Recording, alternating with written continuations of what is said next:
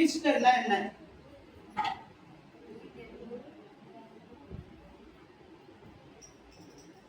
இயேசு உயிர் தெரிந்த இயேசு எத்தனாவது நாள் உயிர் தெரிந்தாரு? ஈஸ்டர்னா இயேசு உயிர் தெரிந்த நாள் ஈஸ்டர். சரி, இந்த இயேசுவை குறித்து இவர் ஏன் உயிர் தெரிந்தார், எதற்கு உயிர் தெரிந்தார், நம்ம ஏன் மரித்தார்லாம் பார்த்துட்டோம். இயேசு உயிர் தெரிந்ததுனால உலகத்துல நடந்த காரியங்கள் என்ன அது நமக்கு தெரியணும்ல. வரலாறை புரட்டி போட்டவர் இயேசு, சரித்திரத்தை மாற்றி அமைத்தவர் இயேசு. அந்த இயேசு ஏன் உயிர் தெரிந்தார் அப்படின்றத குறித்து நம்ம பார்க்கலாம். 4 சுவிசேஷங்களும் நீங்க ஆராய்ந்து பார்த்தீங்கன்னா, 4 சுவிசேஷத்தை நீங்க பார்த்தீங்கன்னா, மத்தேயு, மார்க்கு, லூக்கா, யோவான், இதுல மிக தெளிவாக துல்லியமாக லூக்கா எழுதியிருப்பாரு. லூக்கா தெளிவா சொல்லியிருப்பாரு. இதுல முதல் காரியத்தை நம்ம பார்க்கலாம். மத்திய எழுதின சுவிசேஷம் 28ஆம் அதிகாரம் 6ஆம் வசனம் எடுத்துருக்கு. ஒரே ஆள் படிக்கிறது கஷ்டமா இருக்கும். மத்திய எழுதின சுவிசேஷம் 28ஆம் அதிகாரத்தை எடுத்து வைத்துக்கணும். அதுல 6ஆம் வசனத்தை எடுத்து வச்சுக்கணும். அடுத்தது லூக்கா 24ஆம் அதிகாரம் 6ஆம் வசனத்தை ஒருத்தங்க அப்படியே எடுத்து வைத்துக்கொள்ளுங்க. அடுத்தது மார்க்கு 16ஆம் அதிகாரம் 6ஆம் வசனம். இந்த 3க்கும் உள்ள ஒற்றுமையை நம்ம முதலாவது பார்க்கணும். ஏன்னா பலவரன் பேசுறதுடைய முக்கியமான காரியத்தை மட்டும் நான் உங்களுக்கு ஈஸ்டர் பண்டிகையில சொல்றது நலமா இருக்குன்னு தோணுது. அதனால முதலாவது மத்திய எழுதின சுவிசேஷம் 28ஆம் அதிகாரம் 6ஆம் வசனத்தை வாசிக்கலாம். அவர் இங்கே இல்லை. முதலாவது காரியம், அவர் எங்க இல்ல? இங்கே இல்ல. ஆங்கில பைபிள் இப்படியா சொல்லுது, he is not here. அவர் இங்கே இல்லை. அவர் இங்க இல்ல. அப்ப எங்க இருக்கிறாரு?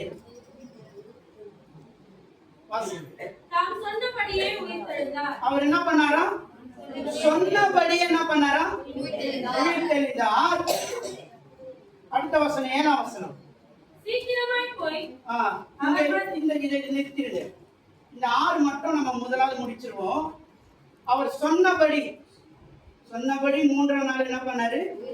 முதலாவது என்ன பண்ணாரு? நான் மரிப்பேன்னு சொன்னாரு, மரிச்சாரு. சொன்னபடி என்ன பண்ணாரு? உயிர் தெரிந்தார். அதே மார்க்கு 16:6 வாசிங்க. அவன் அவர்களை நோக்கி, பயப்படாதிருங்கள், சிலுவையில் அறையப்பட்ட நசரேயனாகிய இயேசுவை தேடுகிறீர்கள். அவர் உயிர் தெளிந்தார். அவர் இங்கே இல்லை. He is risen. அவர் இங்கே இல்லை. இதோ அவரை வைத்த இடம். பாருங்க, இங்க என்ன சொல்லப்படுறாரு? மார்க் என்ன சொல்றாரு? அங்க மத்தேயுல என்ன சொல்லுது? அவர் இங்கே இல்லைன்னு அங்க அவர் முடிக்கிறார். அவருடைய ஸ்டேட்மெண்ட் அப்படியே இருக்கு. மத்தேயுடைய ஸ்டேட்மெண்ட் ஸ்டார்ட்டா முடிக்கிறார், சுருக்கமா முடிக்கிறார். அவர் இங்க இல்லப்பா, இங்க இல்ல, நோ இஸ் ஹியர், அவர் இங்க இல்ல அப்படின்ட்டார். அடுத்து இங்க என்ன சொல்றாரு மார்க்கு? அவரு 6ஆம் வசனத்தை மறுபடியும் படிங்க. அவன் அவர்களை நோக்கி முதலாவது என்ன சொல்றாரு? பயப்படாதீங்க. இவரு சாட்டா முடிக்கிறாரு. இவரு சொல்றாரு பயப்படாதீங்க, டோன்ட் பி ஃபியர், நீங்க பயப்படாதீங்க. அவர் என்ன பண்ணிட்டாரு? உயிர் தெளிந்தார். என்ன பண்ணிட்டாரு? உயிர் தெளிந்துட்டாரு. பயப்படாதீங்கம்மா. அவர் என்ன பண்ண? யார் போய் முதல் தேடுறது? பெண்கள் தான் தைரியமா போறாங்க. அங்க ஆண்கள்லாம் 12 சீசர்கள் இருந்தாங்க. அதுல ஒருத்தர் இறந்துட்டான். மீதி 11 பேர் எங்க? Where is the 11 disciples? எங்க அந்த 11 சீசர்கள்? Gone, is gone. அவங்க போயிட்டாங்க, அவ்வளவுதான். ஆனா பாத்தீங்கன்னா பெண்கள் என்ன பண்றாங்க? பெண்கள்ங்க. அதனாலதாங்க இன்னைக்கு சபையில பெண்கள் தான் அதிகமா இருக்கிறாங்க. உங்களுக்கு ஒரு கரங்களை தட்டி கொள்ளுங்க, தட்டி கொள்ளுங்க.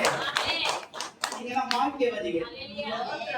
இயேசுவ போயிட்டு பெண்கள் அதெல்லாம் காலையில போயிட்டு வெடிந்துலாம் இல்ல, காலையில போயிட்டு தேட போறாங்க.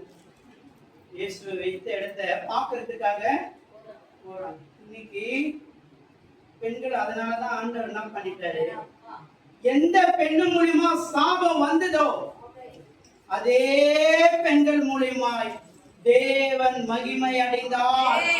தேவால் சாபத்தை கொண்டு வந்தார். ஆனா இந்த பெண்கள் இயேசுவை தரிசித்தார்கள், இயேசுவை பார்த்தாங்க. முதல்ல யாருக்கு ஆண்டவர் காட்சி கொடுக்கிறார்? மதலேனா மரியாதைக்கு. ஏன் தெரியுமா இந்த மகளுக்கு காட்சி கொடுக்கிறாரு?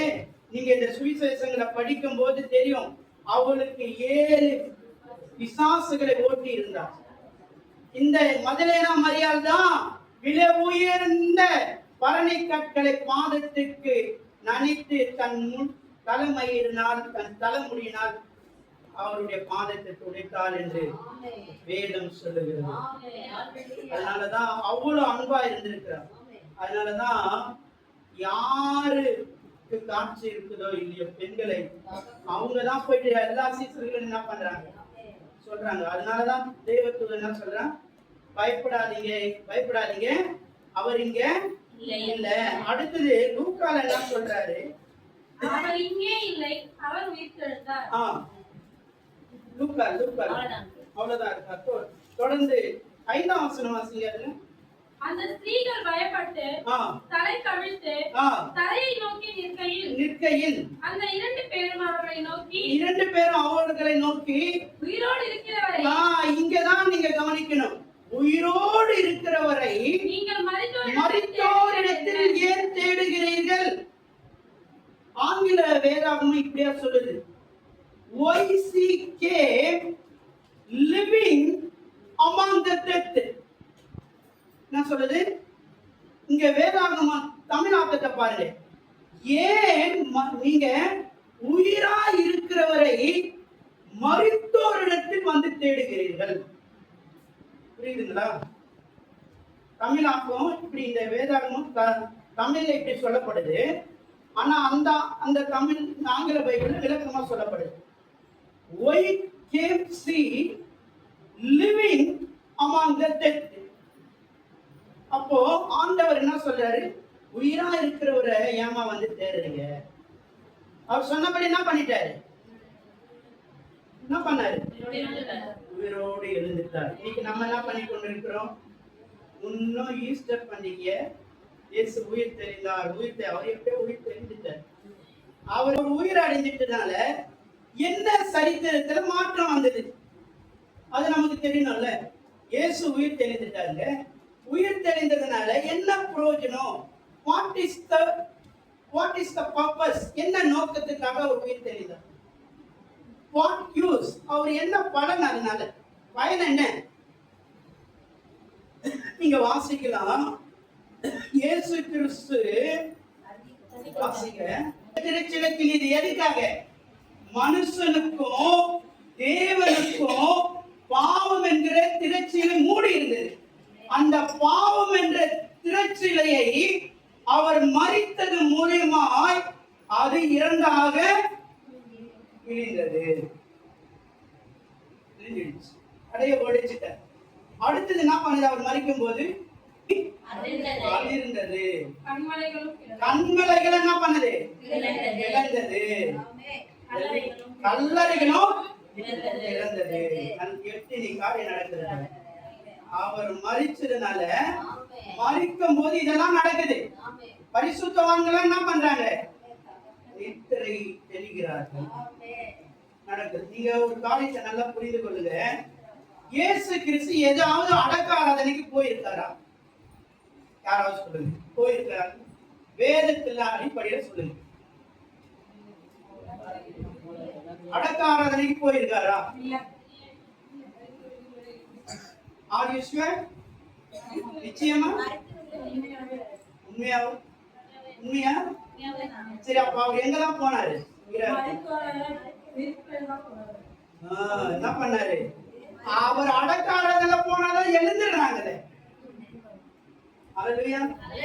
கல்யாணத்துல போனாரு, மரித்த வீட்டுக்கு கூப்பிட்டு அவர் தான் என்ன பண்ணிடுறாரு, உயிரோட எழுப்பிடுறாரு. அவரு சிலுவையில சொன்னாங்க, இவன் தேவனுடைய குமாரனான இவனை ரட்சித்துக் கொள்ளட்டும், அநேகர் மரித்தவரை எழுப்பினானே இவனை இறங்கி வரட்டும் நிரூபிச்சு காட்டினார் பாருங்க. உயிரோடு வந்து ஹalleluya, உயிரோடு வந்து என்ன பண்ணாரு? நான் மத்தவங்களை மட்டும் உயிரடைய செய்ய மாட்டேன், நானும் உயிரடி.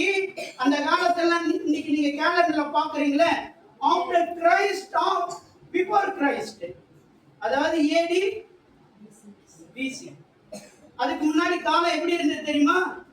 ராஜாக்கள் ஆளுகிற வருஷத்தை வச்சுதான் கணக்கு பண்ணுவாங்க. வேதாகமத்தை படிச்சிருக்கீங்களா? படிக்கும்போது என்ன வந்தது? ஏரோது காலம், ஏரோது 2ஆம் வருஷம், அகஸ்தியர் காலம், இப்படிதான் இருந்தது. ஆனா நிலையான ஒரு கேலண்டர் கூட பூமிக்கு கிடைச்சதுன்னா அது இயேசு வந்தது, இயேசு உயிர் தெளிந்ததுனால. ஹalleluya.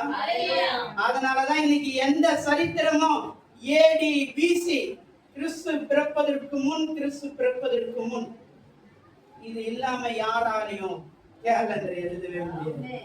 அநேக காலண்டர் இருக்கு, கிரேக்க காலண்டர் இருக்கு, யூதர் காலண்டர் இருக்கு, அதே போல மாயன் கேலண்டர் இருக்கு. மாயன் கேலண்டர்ல கூட சமீபத்துல 3000 வருஷத்துக்குள் 3000 வருஷம் முடிஞ்சிச்சு, உலகம் அழிய போகுதுன்னு சொல்லியிருந்தாங்க. அந்த கேலண்டர்லாம் கர்த்தர் பொய்யாக்கி மெய்யான தேவனாய் நிரூபித்தார். ஹalleluya. அது மாத்திரம் இல்ல, அவர் உயிர் தெளிந்த அவர் லாசரு போய் என்ன பண்றாரு? இந்த இன்னொரு காரியத்தை நீங்க படிக்கணும். இதுல கல்லு புரட்டப்பட்டதுன்னு இருக்கு. இந்த கல்லை யார் எனக்காக புரட்டுவா அப்படின்னு சொல்லிட்டு வாசிங்க. மத்திய 28ஆம் அதிகாரம் 2ல இருந்து வாசிங்க. அவர் உயிர் தெழுந்த பின்பு இவர்கள் கல்லறைகளை விட்டு புறப்பட்டு அந்த கல்லறை விட்டு புறப்பட்டு, அந்த புரட்டப்பட்ட கல் எங்க இருக்கு? அப்பொழுது பூமி மிகவும் அதிரும்படி கர்த்தருடைய தூதன் வானத்திலிருந்து இறங்கி வந்து வாசலில் இருந்த கல்லை புரட்டி தள்ளி அதன் மேல் உட்கார்ந்தான். யார் எங்க புரட்டப்பட்டது கல்லு? இதே சம்பவம் எங்க நடக்குது? லாசருடைய கல்லறையில ஆண்டவர் என்ன பண்றாரு? இறந்து 4 நாள் ஆயிடுச்சு. எத்தனை நாள்? ஆனா 4 நாள் ஆனதும் அங்க இயேசு என்ன பண்றாரு? 4ஆவது நாள் போய் அந்த கல்லை புரட்ட சொல்றாரு. அங்கு அவர்களை புரட்ட செய்தார், இங்கு இவரே அந்த கல்லை புரட்டி தள்ளினார். ஹalleluya. ஏன்னா அவர் என்ன பண்ணாரு? அப்ப மனிதர்களை கொண்டு அவரு அற்புதம் செய்தார். ஆனா இங்க அவர் என்ன பண்ணாரு? அவர் தேவன் என்பதை நிரூபிக்க அவருடைய வல்லமை என்ன பண்ணுது? அந்த காவல் காத்துனாங்க பாருங்க, அந்த காவல் காத்தவெல்லாம் திடுக்கிட்டு செத்தான்னு சொல்லப்படுது. சடன்லி டெத், மாறிட்டார். என்ன நடந்தது தெரியல, எல்லாம் செத்தவனை போல விழுந்துட்டான். அவருடைய வல்லமை அவ்வளவு பெரிய வல்லமை. இன்னைக்கு ஆராய்ச்சியாளர்கள் சொல்லுகிறார்கள், அவருடைய கல்லறையை ஆராய்ச்சி பண்ணவங்க எந்த கல்லறைக்குள்ளனா நறுமணம் வீசுமா? இந்த கல்லறைனா வீசுமா? ஆனா இயேசு கிறிஸ்துவுடைய கல்லறை எத்தனை வருஷம் ஆச்சு? 2026 வருஷம், 2025 வருஷம், 26 வருஷம் ஆகுது இல்லையா? இப்போ போனா கூட அதை புரட்டுனா அந்த கல்லறைக்குள்ள போனா மனம் வீசணும், நறுமணம் வீசினா ஒரு பிரசன்ஸ் இருக்கு. யாருடைய கல்லறை திறக்கப்பட்டது? ஆனா இயேசுடைய கல்லறை திறக்கப்பட்டது. அதனாலதான் இந்த ஆண்டவரை யாராலையும் வெறுக்கவும் முடியாது, மறக்கவும் முடியாது. அதனாலதான் நம்ம பாடினல, பாதாளமே உன் ஜெயம் எங்கே, மரணமே உன் கூர் எங்கே, பாதாளமே உன் ஜெயம் எங்கே, மரணமே உன் கூர் எங்கே. அப்ப ஆண்டவர் என்ன பண்ணாரு? மரணத்தை ஜெயித்ததுனால அநேகருக்கு வாழ்வு. அது மாதிரி இந்த சரித்திரம் மாறுவதற்கு அவர் காரணமா இருந்திருக்கிறார். அதனால அந்த கல்லு புரட்டப்பட்டது எதுக்காக புரட்டப்பட்டதுன்னா, மனுஷனுக்குள்ள இருக்கிற அறியாமை விலகணும், இருள் விலகணும். இருள் என்கிற கல்லு, அறியாமை என்கிற கல்லு. நிறைய பேர் சொல்றாங்க, கல்லாமை நீக்கிவிடு. கல்வி கற்றவர்களுக்கு கல்லாமை இல்லை. ஆங்கிலத்தில் சொல்லப்படுது பிளைண்ட் பிலீவ், அதாவது குருட்டு நம்பிக்கைலாம் இருக்குன்னு சொல்றாங்கல்ல, சூப்பர் சம்னா மூலதனம். இதெல்லாம் ஆண்டவர் என்ன பண்றாரு? உடை தெரிகிறார். சமுதாயத்துல மாற்றத்தை கொண்டு வரார், மக்கள் மத்தியில எழுச்சியை கொண்டு வரார். எத்தனையோ ஞானிகள் வந்தாங்க, எத்தனையோ புரட்சியாளர்கள் வந்தாங்க. அவங்க எல்லாம் என்ன பண்ணாங்க? சாகுற வரைக்கும் என்ன பண்ணாங்க? ஏதோ ஒரு கருத்தை சொல்லிட்டு போனாங்க, அது அவங்களோட முடிஞ்சு போச்சு. ஆனா இயேசு கிறிஸ்து வந்தாரு, அவர் வாழ்ந்தாரு, மரித்தாரு, உயிர்த்தாரு. இன்னைக்கும் அந்த வேதாகமும் வாழ்ந்து கொண்டு இருக்கிறது. இன்னைக்கு அநேகரை வாழ வைத்துக் கொண்டிருக்கிறார். அவர் வாழ வைத்தார், வாழ்ந்து கொண்டு இருக்கிறார். இயேசு வாழ்ந்தார், வாழ்ந்து கொண்டு இருக்கிறார். live and living. அவர் வாழ்ந்து கொண்டே இருக்கிறார். அதனால அவர் கண்டினியூவா இருக்கிறார், தொடர்ந்து கொண்டுதான் இருக்கிறார். புரட்ட வேண்டியது என்ன தெரியுமா? நமக்குள்ள இருக்கிற இருளை புரட்டணும், நமக்குள்ள இருக்கிற அகந்திய புரட்டணும், நமக்குள்ள இருக்கிற பெருமை என்கிற கல் எல்லாத்தையும் என்ன பண்ணணும்? அகற்றணும். அதற்கு நாம என்ன பண்ணணும்? இயேசு விடத்துலதான் வரணும். அதனால ஆண்டவர் என்ன பண்ணார்? அவ்வளவு பெரிய கல்ல தேவதூதன் என்ன பண்ணா? வந்து புரட்டினான். அது மாத்திரம் இல்ல, ஆண்டவர் சொல்றாரு, நீங்க வாசிக்கலாம், இயேசு கிறிஸ்து வந்து அந்த சகோதரிகளுக்கு காட்சி கொடுத்துட்டு 7ஆம் வசனத்துல, லூக்கா 24ஆம் அதிகாரத்துல 8ஆம் வசனம் வாசிங்க. அப்பொழுது அவர்கள் அவருடைய வார்த்தைகளை நினைவு கூட செய்யறாரு. அடுத்தது என்ன செய்யறாரு? வார்த்தைகளை நினைவு கூர்ந்து கல்லறையை விட்டு திரும்பி போய் சங்கதிகள் எல்லாவற்றையும் 11 வருக்கும் மற்ற எல்லாருக்கும் அறிவித்தார்கள். நற்செய்தி இயேசு வந்ததுனால என்ன? உயிர் தெளிந்ததுனால என்ன ஆயிடுச்சு? நற்செய்தி. Good news. Good news for you. உங்களுக்கு ஒரு நற்செய்தி. நற்செய்தியை கொடுக்கிறார். அவர் செத்தவராக இல்லை. இன்னைக்கு நம்ம நிறைய பேர் அவர் செத்தவராக தான். எப்பெல்லாம் நீ பாவத்துல போறியோ அப்பெல்லாம் இயேசு செத்துருவாரு. நீ நீதியின்படி வாழ்ந்தினா இயேசு உயிரோடு இருக்கிறதா நிரூபிப்ப. அதனாலதான் பவுல் சொல்லும் போது சொல்றாரு, நீ பாவத்துக்கு செத்து நீதிக்கு பிழைக்க வேண்டும், பாவத்துக்கு சாக வேண்டும், நீதிக்கு பிழைக்க வேண்டும். நீ எப்பொழுதெல்லாம் நீதி செய்கிறவனா இருக்கிறாயோ அப்போதெல்லாம் இயேசு உயிரோடு இருக்கிறதா நீ பிரதிபலிப்ப. அப்படியே அந்த வாழ்க்கையை தரதான் உயிர் தெரியும். அதனாலதான் அவங்க சொல்றாங்க, சரித்திர வல்லுநர்கள் சொல்றாங்க, இந்த இயேசு உயிர்த்ததுனால இந்த உலகம் என்ன இருக்கு? உலகத்துல இருந்த எல்லா தடைகளையும் ஆண்டவர் மாத்தி இருக்கிறார். எல்லா தடைகளும் இன்னைக்கு விஞ்ஞானம் வளர்ந்திருக்கு, எல்லாமே வளர்ந்திருக்கு. இயேசு சரித்திர நாயகர். அவருடைய பிறப்பு சாதாரணம் தான், அவருடைய பிறப்பும் சாதாரணமா இருந்தாலும் கடைசியில் அது சரித்திரமா மாறிச்சு. அப்துல் கலாம் சொல்லுவார், உன்னுடைய பிறப்புன்னா சாதாரணமா இருக்கலாம், உன்னுடைய இறப்பு சரித்திரமா இருக்கணும். இயேசு பிறந்ததும் சரித்திரம், வாழ்ந்ததும் சரித்திரம், உயிர் தெளிந்ததும் சரித்திரம். அப்படியே கொண்ட தெய்வத்தை தான் நீங்க இந்த நாளில் ஆராதிக்கிறீங்க. அப்படியே கொண்ட தெய்வத்தை நீங்க என்ன பண்ணணும்? முழு மனதோடு கூட ஆராதிக்கணும். அதுதான் ஆண்டவர் என்ன சொல்றாருன்னா, இந்த நம்ம பார்க்கல மத்திய எழுதின சுவிசேஷத்துல 27ஆம் அதிகாரத்துல 51, 52 பார்த்தலையா? 53 பாருங்க. அவர் உயிர்த்தெழுந்த பின்பு இவர்கள் கல்லறைகளை விட்டு புறப்பட்டு பரிசுத்த நகரத்தில் பிரவேசித்து அநேகருக்கு காணப்பட்டார்கள். அநேகர் என்ன பண்ணாங்க? யார் காணப்பட்டாங்க? பரிசுத்தவான்கள். அப்ப அந்த ஆண்டவர் என்ன பண்றாரு? அந்த பரிசுத்தவான்களுக்கு எல்லாம் போய் நற்செய்தியை சொல்லி இருக்கிறார். அந்த நேரத்துல அவர் மறிக்கல. அவர் என்ன பண்றாரு? நீங்க ஒரு வசனத்துல பாப்பீங்க, யோனா மீனின் வயிற்றில் 3 நாள் இருந்தார் இல்லையா? மனுஷகுமாரனும் 3 நாள் என்ன பண்ணாரு? பூமியின் இருதயத்தில் இருந்தார். அங்க போய் என்ன பண்ணாராம்? எல்லாருக்கும் பிரசங்கித்தார். அவரு நிறைய பேர் செத்ததாகவே நினைச்சு அங்க போய் இந்த 3 நாள் என்ன பண்ணி கொண்டிருப்பாரு? ஒரு கேள்வி வந்துருக்கு, வருமா வராதா? நிறைய பேர் கேள்வி கேட்பாங்களா இல்லையா? இயேசு 3 நாள் என்ன பண்ணாரு? செத்துட்டாரு. அவரு செத்தவர் அப்படியேதான் இருந்திருப்பாரு அப்படின்னு. ஆண்டவர் இந்த கல்லனை கூட என்ன சொல்றாரு? என் பரதேசில இருப்பார். கல்லன் கேட்கிறான்ல, Lord remember me your kingdom. நீங்க ராஜ்யத்துல வரும்போது என்ன பண்ணுங்க, என்னை நினைவு கூறுங்க. அப்ப ஆண்டவர் சொல்றார், today with me my paradise. பாரடைஸ்னா பரதேஸ். பரதேசில நீ இருப்ப சொன்னாரு. அப்ப ஆண்டவர் என்ன பண்றாரு, அந்த பரதேசில தான் இன்னைக்கும் மரித்தவங்களா வச்சிருக்கிறார். அவர் வரும்போது என்ன பண்ணுவாரு, எல்லாரையும் கொண்டு வருவார், நியாயம் தீர்க்க கொண்டு வருவார். அப்போ இயேசு என்ன பண்ணாரு, பரிகாரியா வந்தார். இப்போ வருகிறவர் நீதிபரராய் வருகிறார், நீதி உள்ள நியாயாதிபதியாய் வருகிறார், நியாயம் தீர்க்க வருகிறார். இன்னும் ஈஸ்டர் பண்டிகையில இயேசு உயிர் தெரிந்தார் சொல்லிக் கொண்டிருக்க வேண்டாம். நீதி உள்ள நியாயாதிபதியாய் அவர் வரப்போகிறதுக்கு நம்மை ஆயத்தம் பண்ணிக் கொள்ளுவோம், அவரை சந்திக்க ஆயத்தமாவோம். அதுதான் தேவன்.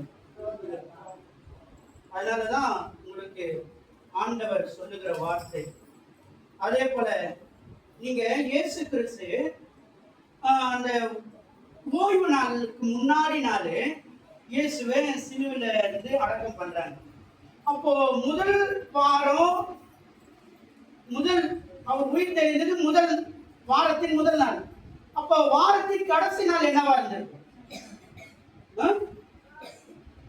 வாரத்தின் கடைசி நாள் என்னவா இருந்திருக்கும்? ஏழாம் நாளா இருந்திருக்கு. இப்போ யூதர்களுடைய ஆராதனை எந்த நாள்ல இருந்திருக்கு? சனிக்கிழமை. யூதர்கள் சினகாஸ்னு சொல்றாங்க தேவாலயத்தை.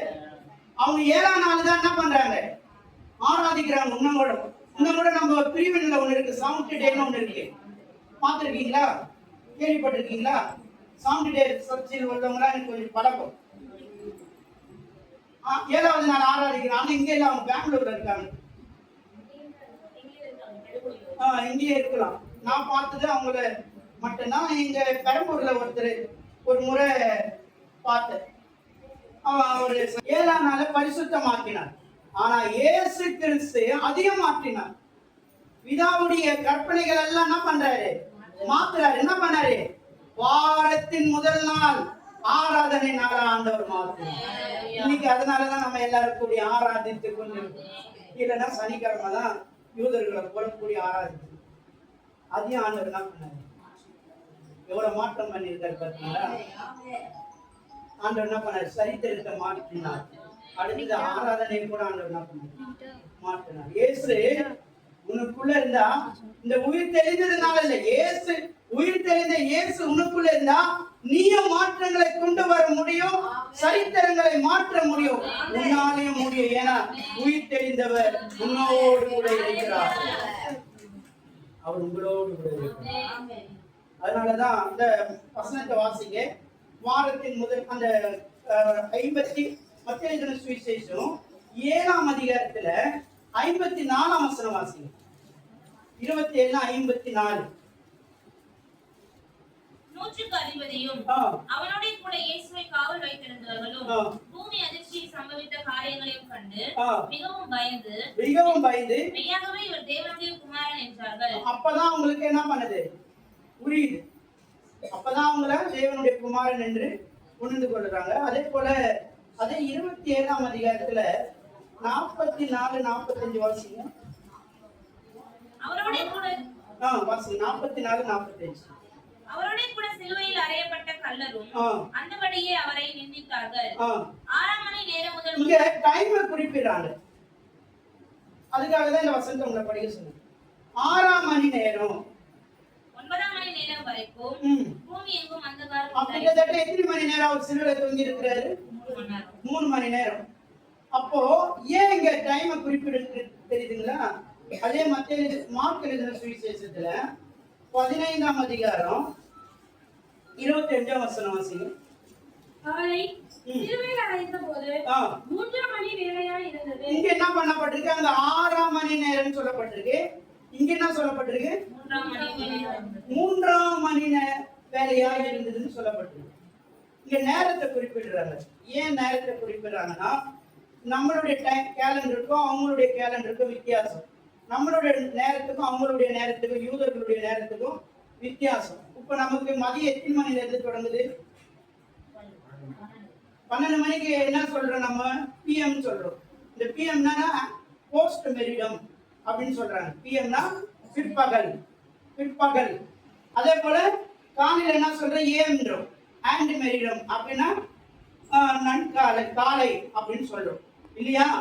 இதெல்லாம் அங்க என்ன பண்ணுது, மதியான நேரத்துல தான் கிட்டத்தட்ட அந்த நாள் வந்து ஓய்வு நாள் நெருங்கிறதுனாலதான் என்ன, அந்த ஓய்வு நாள் நெருங்கும் போது அந்த சிறுவில் என்ன இருக்கக்கூடாது,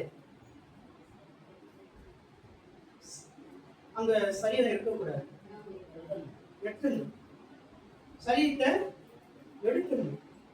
அதனாலதான் இயேசு கிறிஸ்து பிரார்த்தி கேட்கும் போது அவரு இவ்வளவு சீக்கிரமாக மறித்து விட்டாரு பாருங்க. அவர் என்ன பண்ணிட்டாரு, அவர் அந்த பிதாவை ஆராதிக்கிற அந்த ஓய்வு நாளுக்கு முன்னாடியே அவர் என்ன பண்ணி, எத்தனையோ பேர் 3 நாள் 4 நாள் அப்படியே உயிர் குத்து உயிர் போல ஒருமா கடந்து அப்படியே அந்த கழுகு காகங்கள்லாம் அந்த சரீரத்தை சாப்பிடும். ஆனா இயேசு என்ன பண்றாரு, அவரை பார்க்கும் சொல்றாங்க அவருடைய எலும்புகள் முறிக்கப்படல. எல்லாருடைய எலும்புகளும் என்ன பண்ணிடுவாங்க, ஆணி அடிச்சதுனால அதனால எடுக்கும்போது உடைஞ்சிடும், முறிந்துடும். ஆனா இயேசுடைய எலும்புகள் என்ன பண்ணல, முறிக்கப்படலன்னு சொல்லி எழுதப்பட்டது. அப்போ அது மதிய நேரமா இருந்தது. அந்த மதிய நேரத்தை நீங்க, அதனாலதான் அந்த நேரம் மதியம் தான் என்ன பண்ணது, ஓய்வு நாள் நெருங்கி கொண்டு இருக்கு. அந்த நேரத்தை அங்க என்ன பண்ணாரு, அந்த ஓய்வு நாளுக்கு முன்னாடியே அவர் என்ன பண்ணிடுறாங்க, அடக்கம் பண்ணிடுறாங்க. அதனாலதான் வாரத்தின் முதல் நாள்ல அவர் என்ன பண்றாரு, உயிர் தெளிறாரு. அந்த உயிர் தெளிந்த அந்த நாளை தான் இன்னைக்கு நம்ம பிரார்டிசன்ஸ் கிறிஸ்தவர்கள் என்ன பண்றோம், ஞாயிறு ஆராதனை அப்படின்னு சொல்லி நம்ம ஆராதிக்கிறோம். வாரத்துல முதல் நாள் என்ன வேலை, தேவனை முதலாய் தேவனுடைய ராஜ்யத்தை தேடு. முதலாவது தேவனுடைய ராஜ்யத்தையும் நீதியும் தேடுங்கள். இதெல்லாம் மத்திய எழுதின சுவிசேஷத்துல 6ஆம் அதிகாரம் 33ஆம் வசனத்துல சொன்னார்.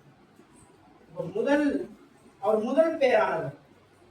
வாரத்தின் முதல் நாள்ல அவரை ஆராதிக்கணும், அவருக்கு கணக்கு கொடுக்குறது. எல்லாவற்றையும் என்ன பண்ணிட்டாரு, பிதா தனக்கு என்னென்ன கட்டளையிட்டாரோ அத்தனையும் செய்து முடித்துதான் அவர் என்ன பண்றாரு, எல்லாவற்றையும் நீக்கிட்டாரு. இப்போ அவர் என்ன பண்றாரு, உயிரோடு கூட நம்ம மத்தியில உலாவி கொண்டிருக்கிறார்.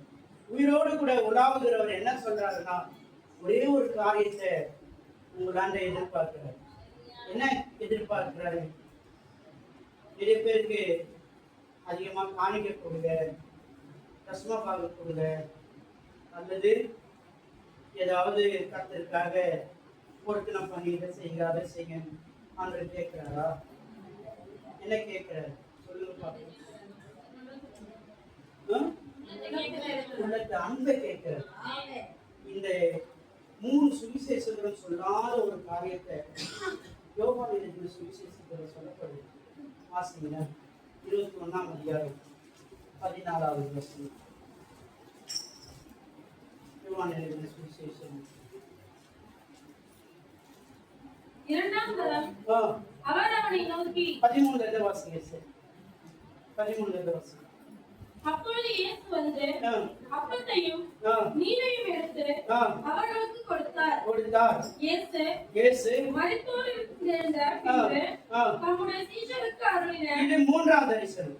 இது 3வது தரிசனம். சொல்லுங்க அடுத்து. அவர்கள் போஜனம் பண்ணின பின்பு இயேசு சீமோன் பேதுருவை, இங்க சீமோன் பேதுரு தான் ஆண்டவர் என்ன பண்றாரு, கூப்பிட்டு கேட்கிறாரு. ஏன்னா அவர்தான் முந்திரி கொட்டை போல என்ன பண்ணுவாரு, கேள்வி கேட்பாரு. நம்ம சபையில ஒரு முந்திரி கொட்டை யாராவது இருக்கிறோமா? ஏன் அதுக்கு முந்திரி கொட்டைன்னா பழத்துக்கு முன்னாடி வந்து நிற்கும். முந்திரி பழம் பார்த்துக்கிறீங்களா? கொட்டை தான் என்ன பண்ணும், முன்னாடி இருக்கும், பழம் பின்னாடி இருக்கும். அது போல முந்தி பேசுறவங்கள முன்னாடி எதிர்த்து பேசுறவங்க அப்படி சொல்லுவோம். இப்போ என்னையும் ஒரு முந்திரி கொட்டைன்னு வச்சுக்கிறேன், ஐயாமா உங்களை கேள்வி கேட்குறேன். நானும் சில நேரத்தில் அப்படிதான் ஏதாவது கேட்டு மாட்டிக்கிறது, முந்திரி கொட்டை போற. தேவனிடத்தில் அன்பா இருக்கிறாயா ஆண்டவரே? அதை அப்புறம் கேட்கிறாரு, நீ என்ன பண்ற, நீ என்னை நேசிக்கிறாயா? நேசிக்கிறியா?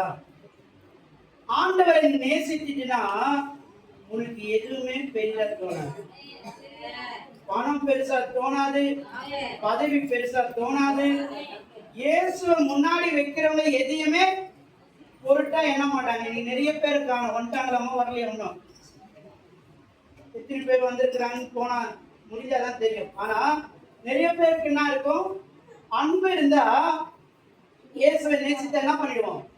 மேசர் காலையில வர சொன்னாரு, காலையில என் கூட வரும்போது சொன்னாரு, ஐயா நான் காலையிலே போயிட்டேன் ஐயா சபைக்கு, நீங்களும் ஆயத்தமா இருந்தா நான் உங்களை கூட்டிட்டு போயிடுவேன் அப்படி. அப்போ நம்ம என்ன பண்ண, அன்பா இருந்தா சபையில நம்ம தான் முதல் ஆளா இருக்கும்.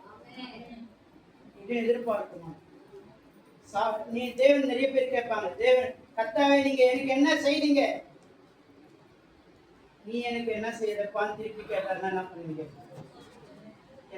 உனக்காக நான் ஜீவனை கொடுத்து என்னுடைய சரீரத்தை தான் பிக்க கொடுத்தேன், நீ என்ன பண்ணி கொண்டு இருக்கிற, எதையோ பிச்சு பிச்சு வாயில போடுங்க. இது இல்ல. பேதுருவை பார்த்து ஆண்டவர் கேட்கிறார், you love me? Yes Lord, I love you. இப்படி சொல்ல முடியுமா நம்மளால? இயேசுவை நேசிக்க முடியுமா? இன்னைக்கு பிள்ளைகளே நம்ம நேசிக்கிறது இல்லை, கணவரையே நேசிக்கிறது இல்லை, சுற்றி இருக்கிறவங்களே நேசிக்கிறது இல்லை, நம்மளே நம்ம நேசிக்கிறது இல்லை சில நேரத்துல. அப்புறம் எங்க இயேசுவை நேசிக்கிறது? பேதுருவை பார்த்து ஆண்டவர் கேட்கிறார். உயிர் தெரிந்து 3வது தரிசனத்தில் ஆண்டவர் கேட்கிறாரு. ஏன் தெரியுமா பேதுருவை கேட்கிறாரு? கொஞ்சம் இந்த வசனத்துக்கு முன்னாடிலாம் நீங்க பாத்தீங்கன்னா என்ன பண்றாரு, மீன் பிடிக்கிற வேலைக்கு போயிடுறாரு, பழைய வேலைக்கு போயிடுறாரு. அவர் எங்க இருந்து ஆண்டவர் அழைச்சாரு? மீன் பிடிச்சிருந்தவரை தான் ஆண்டவர் என்ன பண்றாரு, நீ என்னை பின்பற்றிவான், அவனை மனுஷன் பிடிக்கிறவனா மாற்றுவனாரு. பழைய வேலைக்கு அவர் போறாரு. இன்னைக்கு நிறைய பேர் கஷ்டம் வந்த உடனே பழைய சுபாவத்துக்கே போயிடுது, பழைய வாழ்க்கைக்கே போயிடுது, பின்மாற்றத்துக்கு போயிடுது, இடறி போயிடுது, மனுஷனுக்காக எல்லாவற்றையும் விட்டு கொடுக்கிறது. இதுவா ஈஸ்டர்? இதுவா உயிர் தெரிந்த பண்டிகை? இயேசுக்காக நீ எல்லாவற்றையும் இழக்க ஆயத்தமாக்கு. பவுல் சொல்றாரு, கிறிஸ்தியனுக்கு ஜீவன், சாவனுக்கு கிறிஸ்துவுக்காக லாபமான அனைத்தையும் நஷ்டமும் குப்பையும் என்று எண்ணுகிறேன். லாபமான அனைத்தையுமே நஷ்டம் என்று கருதுகிறேன். லாபமான அனைத்தையுமே நஷ்டம் என்று கருதுகிறேன். பாடுங்க. அப்போ போதும் போதும், ஏன்னா நேரம் இருக்காது. 20 ஐயா வந்துருவாங்க, அதனால ஃபுல்லா பாட முடியாது. சரி, ஆண்டவர் என்ன பண்றாரு, பேதுருவை பார்த்து ஒரு முறை கேட்கலங்க, ஒரு முறை கேட்கல, எத்தனை முறை கேட்கிறாரு பாருங்க. 15வது வசனத்துல அதற்கு அவன், ஆம் ஆண்டவரே, உம்மை நேசிக்கிறேன் என்பதை நீர் அறிவீர் என்றார். ஒரு முறை 2 முறை கேட்கல, எத்தனை முறை கேட்கிறாரு? 2ஆம் தரமாக 3 முறை கேட்கிறாரு. 3 முறை. 2 முறை என்ன சொல்றாரு? ஆமா ஆண்டவரை நான் நேசிக்கிறேன் ஆண்டவரே, ஆமா ஆண்டவரை நேசிக்கிறேன். மறுபடியும் மறுபடியும் கேட்கிறாரு. ஏன் அவனை மறுபடியும் மறுபடியும் பேதுரு கேட்கணும்? 3 நேரம் மறுதளிச்சா சரி, வேற காரணம் இருக்கா? சரி சொல்லுங்க, எல்லாருக்கும் தெரியுங்க, சொல்லுங்க. ஏன் அவர் மட்டும் 3 முறை கேட்கிறாருன்னா, நல்லா கவனிங்க, அவனுக்கு தான் அந்த அழைப்பை கொடுத்தாரு. அதான் சரியான காரணம். என்ன கொடுத்திருந்தாரு? பேதுரு கையில தான் சபையை கொடுத்தாரு. ஆனா சபையை கொடுத்த நீ, சபையை உன் மேல கட்டுவேன்னு சொன்னிருக்கிற நீயே இடறி போனா மத்தவனா எப்படிப்பா நிற்பான் அப்படின்னு சொல்லி ஆண்டவரை 2 முறை கேட்டுட்டாரு. ஆண்டவரை நேசிக்கிறேன் நேசிக்கிறேன்னு சொல்லிட்டாரு. 3வது முறை ஆண்டவர் என்ன சொல்லிட்டாரு? நீர் அறிவீர் ஆண்டவர், நீர் அறிவீர். அப்பனா நம்மளுடைய வாழ்க்கை என்ன பண்ணோம்? நம்ம முடிவு எடுக்க கூடாது. வாழ்க்கையில இயேசு முடிவு எடுக்கணும், இயேசு நடத்தணும், இயேசு இங்க இருக்கணும். அப்பனா ஆண்டவர் 3வது முறை அவர் கேட்கவே, நீர் அறிவீர் ஆண்டவர். அதுக்கப்புறம் அவர் கேட்டாரா? ஏன் சொல்லிட்டான். அப்ப அவன் நிலைமை உடனே ஆண்டவரே நீர் அறிவீர், நீர் அறிவீர். You are knowing me. You are knowing me. நீங்க என்ன அறிவீங்க, நீங்க என்ன அறிவீங்க. அதுக்கப்புறம் நான் நேசிக்கிறேன் நேசிக்கிறேன்னு சொன்னவர் நிறுத்திட்டாரு. அந்த வார்த்தையை நிறுத்திட்டு, தேவனே நீர் அறிவீர், நீ எல்லாவற்றையும் அறிவீர், இயேசுவை எல்லாவற்றுக்கும் முழுமையாக இருக்கிறது.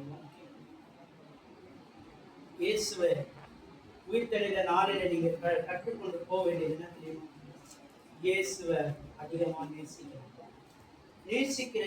நேசிக்கிற இந்தியனா நம்ம இஷ்டத்துக்கு செய்ய மாட்டோம். இயேசு சித்தம் என்னை கொண்டு நீங்க என்ன சித்தம் வச்சிருக்கிறீங்க. சில பேருடைய அழைப்பை என்னால சொல்ல முடியும். இந்த சபையில யாருக்கு என்னென்ன அழைப்பு இருக்குன்னு என்னால சொல்ல முடியும். ஒரு சிலர் நல்லா ஆராதிக்கிறீங்க, பாடுறீங்க, நல்லா செய்தி கொடுக்குறீங்க. யாருக்கு என்னென்ன கிருபை கொடுத்திருக்கிறாருன்னு ஊழியரா எனக்கு தெரியும். ஆனா தனிப்பட்ட விதத்துல சொல்லலாம். ஆனா சபை பொதுவில் என்ன பண்ண முடியாது, என்னால சொல்ல முடியாது. ஆனால் ஒவ்வொருத்தருக்கும் ஒரு அழைப்பு கொடுத்திருக்கிறார், ஒவ்வொரு கிருபையை கொடுத்திருக்கிறார். ஆனா உங்க இஷ்டத்துக்கு பயன்பட கர்த்தாவே நீங்க உங்க இஷ்டத்துக்கு என்ன நடத்தினீங்க. Lord, choice is yours. நிறைய பேர் சொல்றாங்கல்ல, choice is yours, choice is yours Lord. முடிவு உம்முடையதாங்க, வாழ்க்கை உம்முடையதாண்டவர்.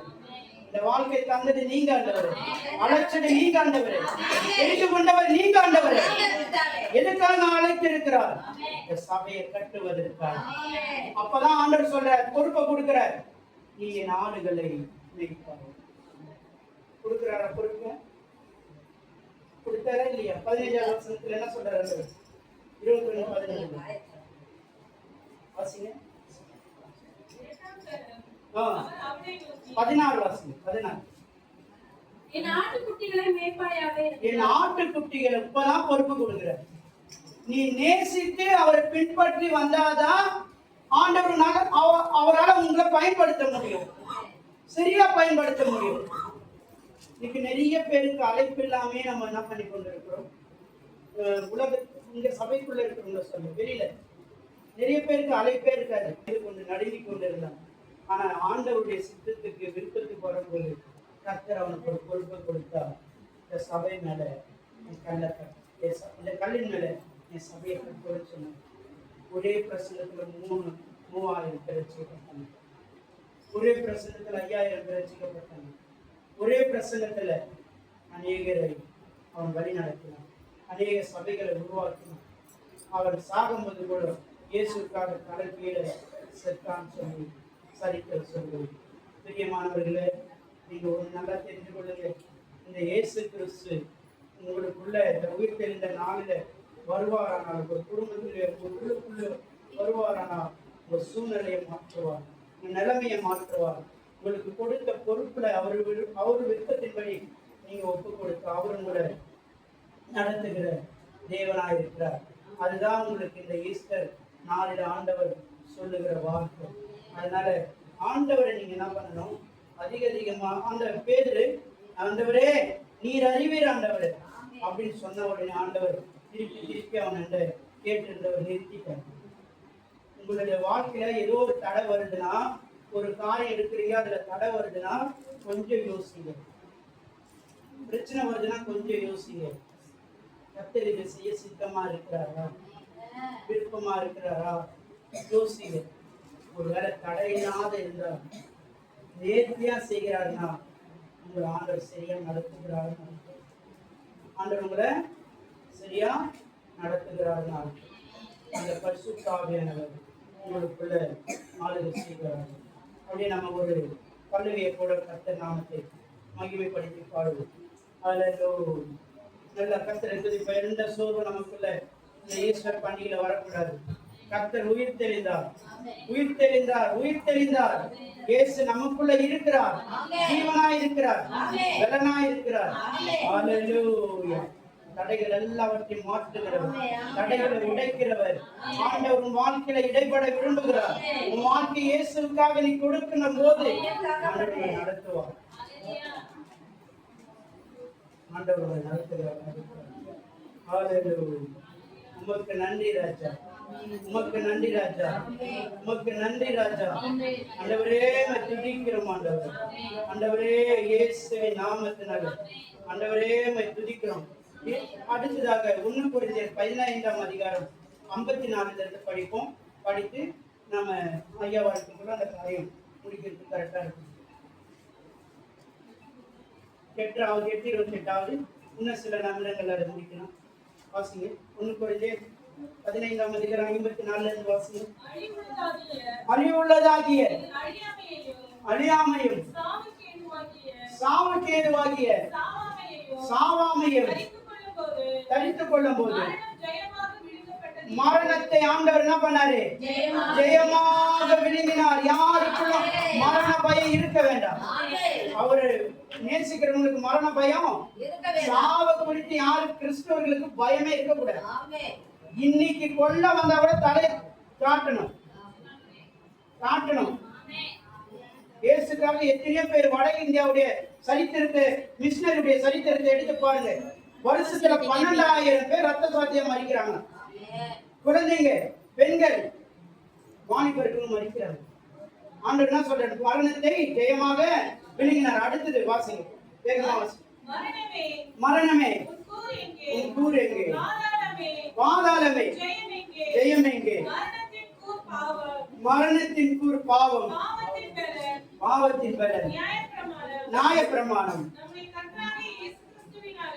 நம்முடைய கர்த்தராகிய இயேசு கிறிஸ்துவினாலே ஜெயம் கொடுக்கிற தேவனை ஆண்டவர் உங்களுக்கு என்ன கொடுத்துட்டாரு? ஜெயத்தை கொடுத்துட்டார். ஜெய கிறிஸ்துவா எங்களுக்குள்ள வந்துட்டார். ஜெயம் கொடுத்துட்டார். ஜெயம் கொடுக்கும் தேவனுக்கு கோடி கோடி ஸ்தோத்திரம்.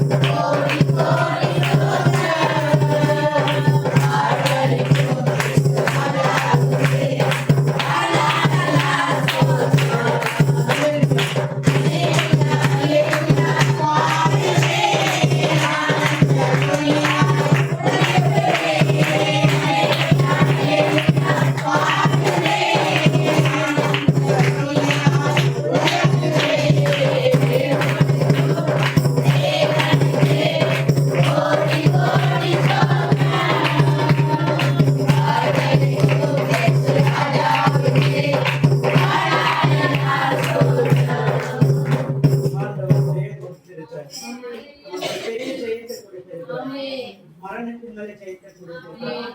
பாவத்தின் மேல ஜெயத்தை கொடுத்திருக்கிறார். இந்த வாழ்கிற இந்த உலக வாழ்க்கையிலிருந்து நமக்கு ஜெயத்தை கொடுத்திருக்கிறார். எப்படி வாழணும்னு சொல்லி வாழ்வதற்கு நமக்கு பலனை கொடுத்திருக்கிறார். அடுத்த வசனம் இருக்குங்களா? வாசிங்க. அடுத்த வசனம் எத்தனாவது படிச்சீங்க? ஆகையால் வாசிங்க. 55 படிச்சீங்க. 56 57 படிங்க. 58 படிங்க. ஆகையால் எனக்கு பிரியமான சகோதரரே கர்த்தருக்குள் நீங்கள் படுகிற பிரயாசம் விருதாகிறது என்று அறிந்து நீங்கள் உறுதிப்பட்டவர்களாயும் அசையாதவர்களாயும் கர்த்தருடைய கிரியையிலே எப்பொழுதும் பெருகிறவர்களுமாய் இருப்பீர்கள். கர்த்தருடைய கிரியை நீங்க பெருகிறவர்களுமாய் இருப்பீர்கள். எப்பொழுது? இயேசு உங்களுக்குள்ள இருக்கும்போது, ஜெய கிறிஸ்து உங்களுக்குள்ள இருக்கும்போது, ஜெயமானவர் உங்களுக்குள்ள இருக்கும்போது. ஆண்டவர் மரணத்தை வென்றவர், பாதாளத்தை வென்றவர். அவர் பாதாளத்துக்கும் உரிய திறவுகள் யாரிடத்துல இருக்கிறது? அவரிடத்துல இருக்கிறது. மரணம் இனி நமக்கு கிறிஸ்தவர்களுக்கு மரண பயமே இல்லை. ஏன்னா அவர் மரணத்தை ஜெயித்தவராக இருக்கிறார். அவர் மரணத்தை வென்றவராக இருக்கிறார். இன்னைக்கு நிறைய பேரை போய் பாருங்களேன், வேலையில இருக்கிறவங்களுக்கு மரணம் எப்போ சாவுமோ, எப்போ சாவு வருமோ. சில பேர் சொல்றாங்க, வீடு ஒரு பழமொழி இருக்குல்ல, வீடு போனது அதனால என்ன அர்த்தம்? சுடுகாடு வீடு தொடுத்துதான். ஆனா இயேசு உங்களுக்குள்ள இருக்கும்போது வீடம் துரத்தாது, சுடுகாடும் வர இருக்காது. கர்த்தர் உங்களுக்குள்ள ஜெயமா இருக்கார். அதுக்கு நம்ம என்ன பண்ணோம்? அனுதினமும் இந்த வேதத்தை என்ன பண்ணோம்? படிக்கணும். படிக்கிறதுக்காக ஒரே ஒரு சின்ன உதாரணத்தை நான் சொல்றேன். ஐயா வரத்துக்குள்ள சரி, அவர் வந்ததுனால அந்த உதாரணத்தை வேணாம், திருவிருந்துக்குனால நம்ம நடத்துவோம். கர்த்தர் நாம் சொல்லு உதாரணம் சொல்லு. சரி, உதாரணம் என்னன்னா, நீங்க அனுதினமா வேதத்தை யாரெல்லாம் படிக்கிறீங்க? ஐயா படிக்கிறார். இந்த வேதத்தை ஏன் படிக்கணும்? நம்ம ஒரு வயதான தாத்தா இடத்துல ஒரு பேரன் வந்து கேட்டார். அந்த தாத்தா எப்போ பார்த்தாலும் பைபிள் படிக்கிறாரு, அவரும் படிப்பாரு. அதனால இந்த தாத்தா வந்து இந்த பேரை வந்து கேட்கிறார், என்ன தாத்தா சரியா விளையாட விட மாட்டேன், தூங்க விட மாட்டேன், எப்ப பார்த்தாலும் பைபிளை படின்னு. அது என்னதான் இருக்குது? அது என்னதான் புரியுது? புரியா? உனக்கு இவ்வளவு நேரம் படிக்கிறேன், உனக்கு ஏதாவது புரிஞ்சிருக்கா? தாத்தா என்ன பண்ணாரு, ஒரு அழுக்கு வாட்டர் கேனை கொடுத்து இதுல போய் தண்ணி குடிச்சுடுவாங்க. அவன் போய் தண்ணி குடிக்கிறான். ஓட்ட வாட்டர். ஆனா அது என்ன இருக்கு? அழுக்கு வாட்டர், அழுக்கானது. அத தண்ணி குடிக்கிறான், ஆனா தண்ணி நிக்க மாட்டுது. என்ன தாத்தா ஓட்ட வாட்டர் கேனை கொடுத்துட்டியே, இதுல தண்ணியே நிக்க மாட்டுது. அப்ப சொன்னாரு, இதுல தண்ணி நிக்கல, ஆனா அதுக்குள்ள இருக்கிற, அது மேல இருக்கிற அழுக்கு போய் இது எப்படி அப்படின்னாண்ட நான் என்ன பண்ணேன், அழுக்கான வாட்டர் கேனை கொடுத்துருக்கேன். இப்ப தண்ணி பட்டு எப்படி இருக்குது? சுத்தமாயிடுச்சு. அது போல வேத வசனம் உனக்குள்ள போக போகதான் நீ சுத்தமாக புரிந்து வாழ்க.